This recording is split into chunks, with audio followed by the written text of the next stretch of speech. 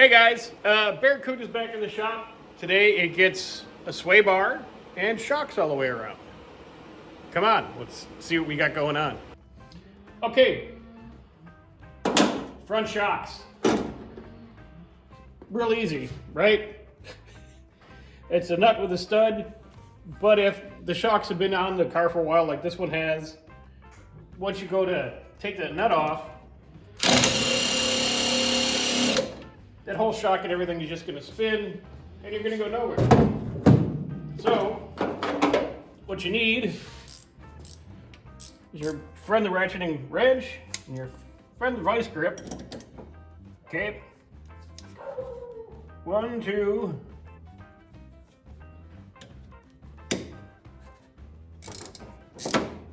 And away you go.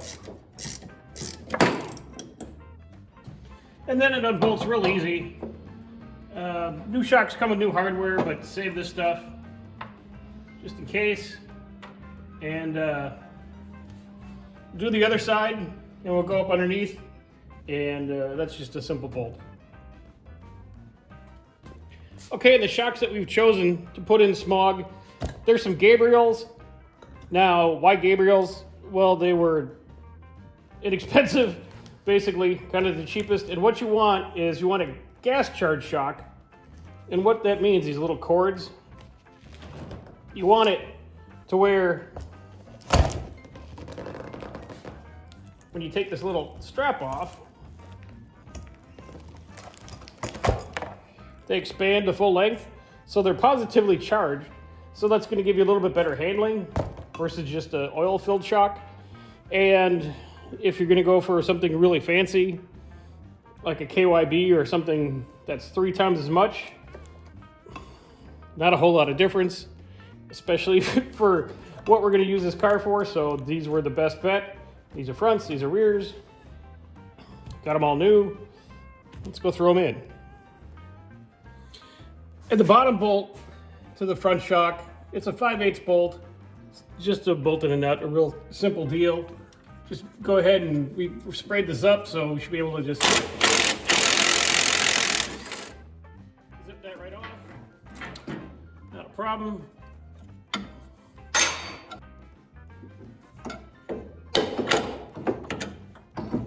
There you go. And you should be able to grab it, pull it down, wiggle it out of there. And yeah, you can see it's shot. There's no resistance here. And there you go. All right, now, part of the sway bar install is you have these little brackets, all right? Now the brackets for the sway bar, the end link, because the bar, you can see it's half installed, they're gonna go through the bolt hole that holds the shock on, all right? Kind of like so, because you can't really go that way.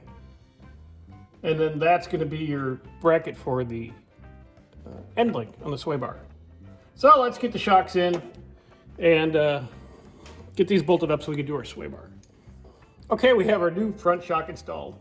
We had to put the little cord back on it to compress it so it would fit up in the hole real nice. Once we bolt the top of the shock on, we'll just cut the wire and it'll be fine. You can see we have our lower sway bar end link mount on the control arm. The bolt is through it. Turns out it does point down like this. That's the only way it'll really work without the sway bar kind of hitting the upper control arm. So this makes the most sense. And then we just got to tighten them down.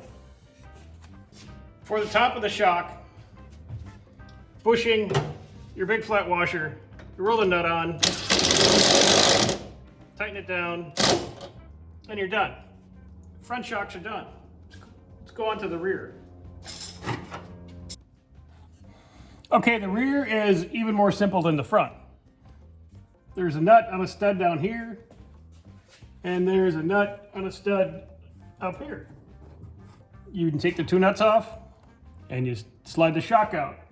Half the reason this car was so wobbly to drive is, as you can see, these are some old school air shocks. They're blown out. Even with a new air kit, they didn't hold any air. So these definitely got to go. And this will make a big difference in the handling of this little A-body. All right, and then just like that, rear shock's installed. Both sides. And this should help a ton with the handling on this car. And then here's the junk pile of the old parts. You can see just old rusty crap. This is why your A-body does not handle well. All right, now that we have the front shocks are done and the mounts are in place, we can go ahead and finish installing our front sway bar. Now, the way these attach, there's holes in the K-member for this top bolt, and you simply just put the bolt through and tighten it up and back. This leaves you with the bottom, and what are you gonna do there? Well, here's your answer. Now, they supply you with these brackets, and then what you're supposed to do is take that bracket and line it up so you can see the bolt hole through, all the way through. All right. You install your bolt, which we'll do here in a second. Hang on. Okay, like so. All right, so we got our upper mount, lower mount. Then you tighten these down, and then you come underneath here and you drill yourself, come on, fingers and hands, a new hole here, and you bolt that through the K-member, and that's your lower mount. So let me go ahead and get this all tightened up and drilled, and I'll show you what it looks like. Okay, just to show everybody what a piece of trash, this sway bar is. These are all the instructions that they give you. There's clearly where it tells you to mount it to the frame and drill the hole and da-da-da-da-da-da-da-da. The very bad pictures, and they have the sway bar that's bolted to the frame. Okay, comes down, and the sway bar link goes up to the bracket on the control arm that goes through the shock bolt. Okay, let me show you in reality what's going on here. Okay, this is properly installed per their instructions.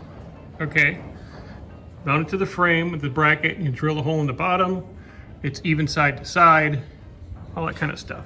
All right, here's, let's see if you can tell. This is how far off this thing is. This is the sway bar link going through the sway bar. This is the bracket. I can get 2 fingers in there. A better perspective, maybe like that. I mean, what are these people thinking? This sway bar is a complete piece of trash.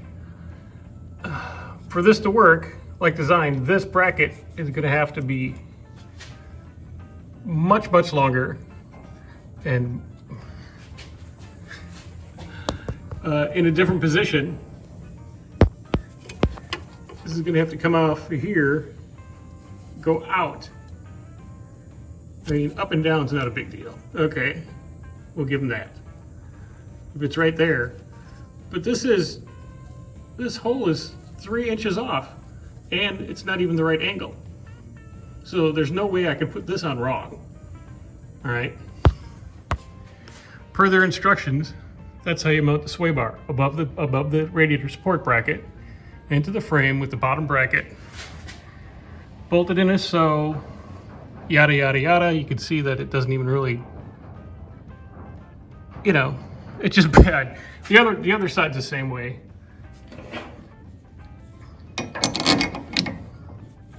I mean, you can't even you can't even bend the bolt enough to get it to go in the hole. All right, that's how bad and what a piece of trash this sway bar is. All right.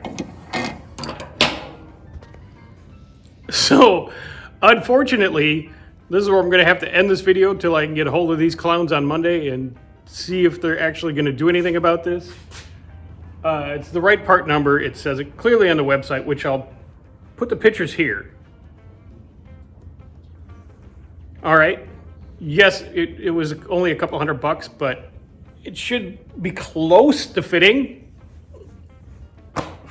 Right? Why do I have to engineer my own brackets? I could have went to the junkyard and got any sway bar and done this myself for $30. But you go and buy it from someone that's supposed to, this is part of PSD suspension, these people, okay? And if you go online, which I should have did a little bit more research before I bought this, everyone has problems with these things. But now you can see firsthand what a piece of trash this is. So I'm gonna get a hold of them on Monday. I wanna put this video out tonight. If by some chance they make this right, I'll change the video, but for right now, don't buy that. The shocks are great. Car's gonna handle much, much nicer, even without the sway bar, but I'm gonna fabricate some brackets if I need to make the sway bar work. Long story short, I guess don't buy the cheap stuff. But that's gonna be it for today, boys and girls. Questions, comments, concerns down below. I'll post the link to this piece of trash so you don't buy it. And I'll post a link to the shocks because the shocks were good and inexpensive and all that kind of good stuff. So that's, you know, they were good, no problem right there. But as you can see, you get what you pay for. All right, guys, we'll try this again. Thanks.